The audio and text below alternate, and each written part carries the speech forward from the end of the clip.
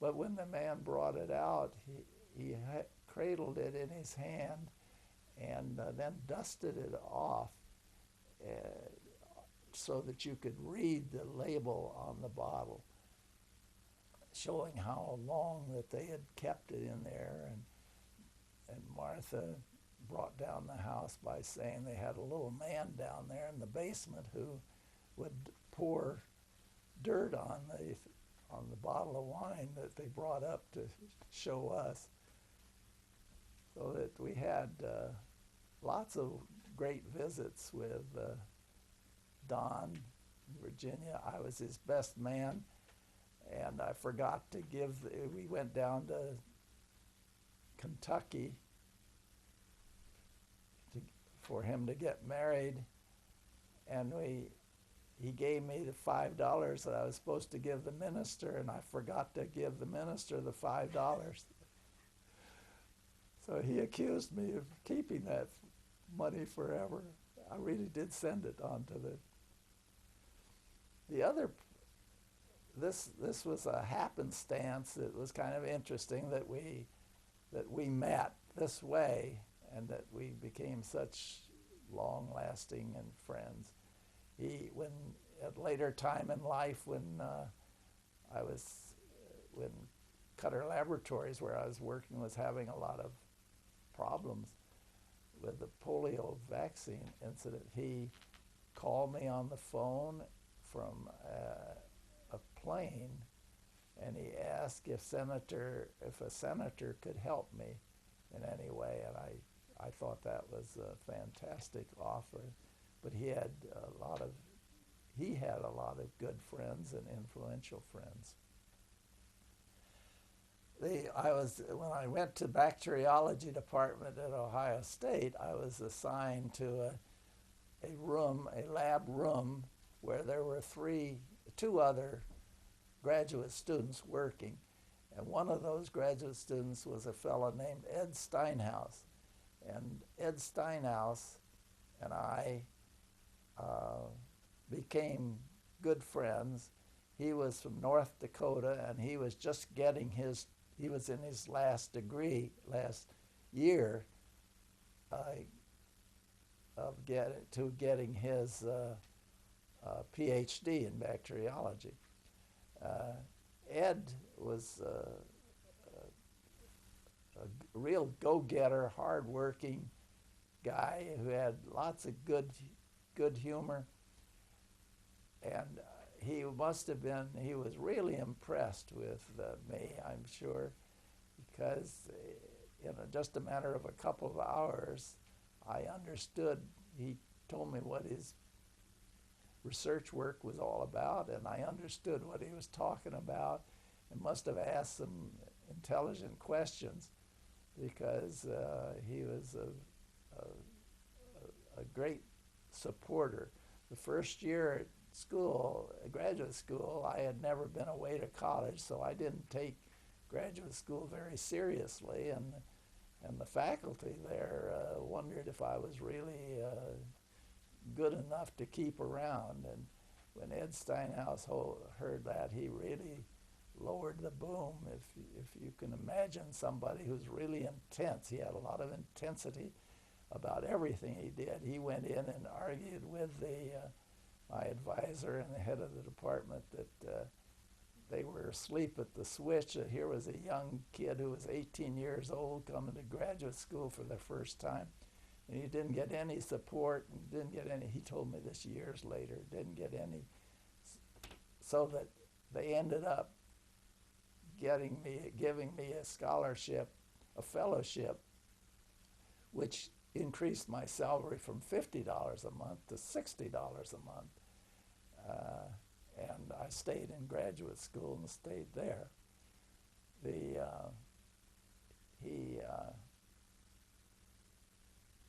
You'll hear later on about Ed Steinhaus, because Ed Steinhaus kept on being a friend and Mabry, his wife, kept being friends of ours until his death about 20 years ago. But in the meantime, he became the world's leader in the field of insect pathology, and became founding dean of the University of Irvine, University of California at Irvine, and he was president of several different societies, so that he was a wonderful man and a great friend. And in 1941, I had very good fortune of meeting a young lady who was later to become my wife, Martha Rolls.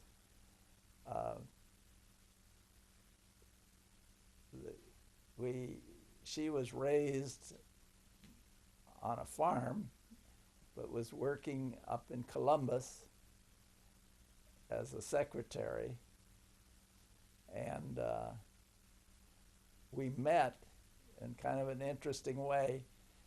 I had never learned how to dance, and I felt that a girl that I had been dating broke up with me because I didn't take her to dances. And so I decided to take some dancing lessons, and made arrangements to go over there on a Saturday. First lesson would be on a Saturday of a group lesson. And I went over there to this, it was near the campus, near the Ohio State campus, and lo and behold, there were about 20 people involved in this group session. And I looked around, and before I looked very far, I saw this young lady who was just as neat and trim as could be. And I made sure that every time we rotated, I always ended up opposite her so that I could dance with her. It turned out that she and her girlfriend were taking dancing lessons there, and this was the last lesson that they were taking, so that we laugh about it ever since, that it was a very fortunate thing that we both happened on the same Saturday evening to end up with one beginning dancing and one ending dancing. I still don't dance very well because I didn't take any more lessons.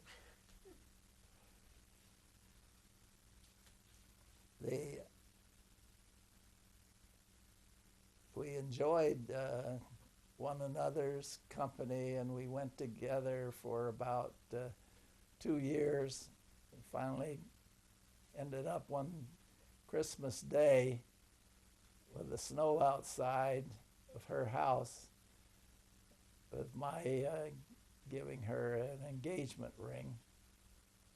And we laugh about it because I complained about how hot it was in the house and had to go out front porch and sit on the porch in the snow to cool off. And of course, an investment in a ring meant for sure that we were going to get married, and we did in 1942, on April 25th of 1942, and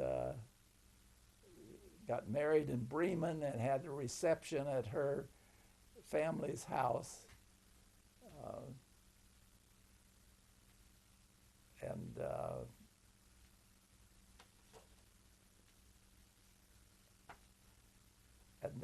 moved into a apartment up in Columbus together. She was a very good typist because she was a secretary, and I have often claimed that I married her mainly because she could type my dissertation, and I wouldn't have to pay $25 to a typist to have it done. So she did type it, and I did get my PhD, and I did stand on the front of the bacteriology building to prove that in cap and gown, to prove that I had my degree. It was about that time that we decided that we could see our way. She was working, and we had saved up a little money, and we could see our way to my paying 1 year of medical school for me, and then after that, hopefully, I'd find a job or something that would help pay for the rest of going to medical school. So I enrolled in medical school with the help of the professors who got me in, and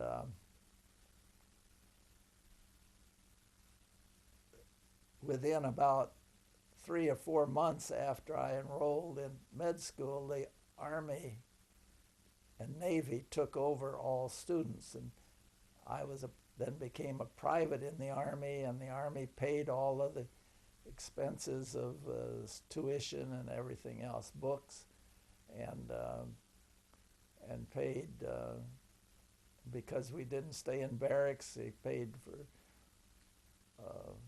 whatever they call it, room and board expenses to the private.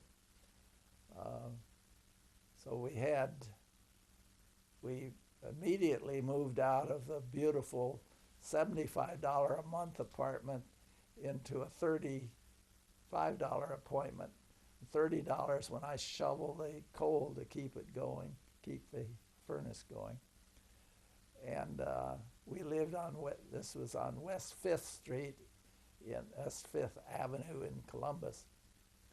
She could walk out the front door and catch the streetcar going downtown to Columbus to her job, and I had a bicycle, and I would get the bike and ride up to med school on it. The neighbors next door, we later found out, they thought that she was the mother, and she was going to work, and the son was going on his bicycle to medical school. But she didn't work for long, because we ended up having Nancy, our firstborn, while I was in med school, and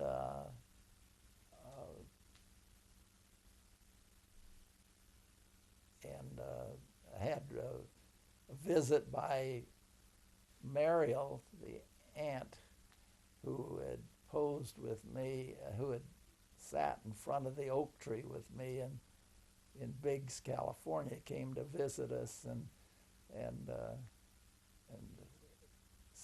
held Nancy, and had a nice visit with her after many years. I couldn't help but about the same time, a little bit later, I wanted to show Martha's father and mother at their 50th wedding anniversary.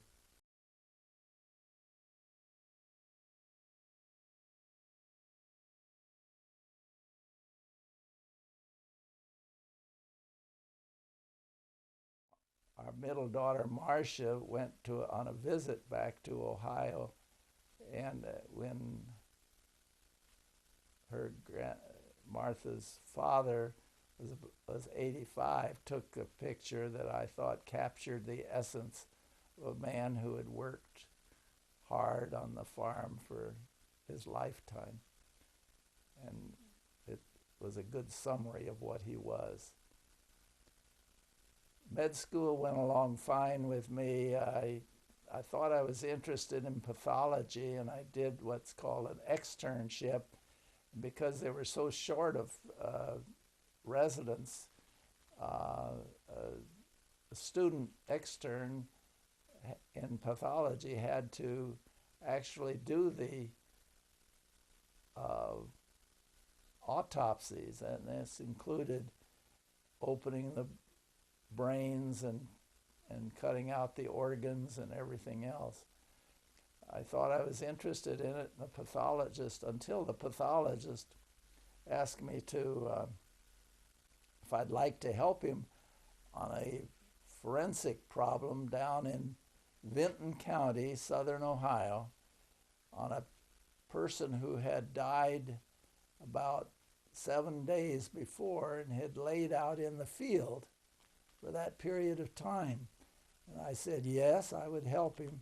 Went down with him, and I have never in my life been exposed to anything that was more stinking than that. And that cured me of wanting to be a pathologist.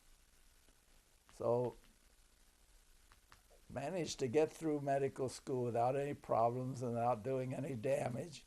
Main thing was that I spent half of my senior year building a trailer, because I had accepted a internship in Tacoma, Washington, and if we were going to go to Tacoma, Washington, we wanted to put our belongings in a trailer. So I built the trailer to haul, and it did affect my grades. I once looked at the transcript in the senior year. I didn't get very good grades in some subjects. So we finished school, and we got the trailer out, bought an old canvas that fell apart halfway there, and set sail for Tacoma, Washington, 1946. Internship was in Tacoma, Washington, and we drove the car and trailer out there from Columbus. We got along fine until we reached Truckee, California, where we ran into a snowstorm.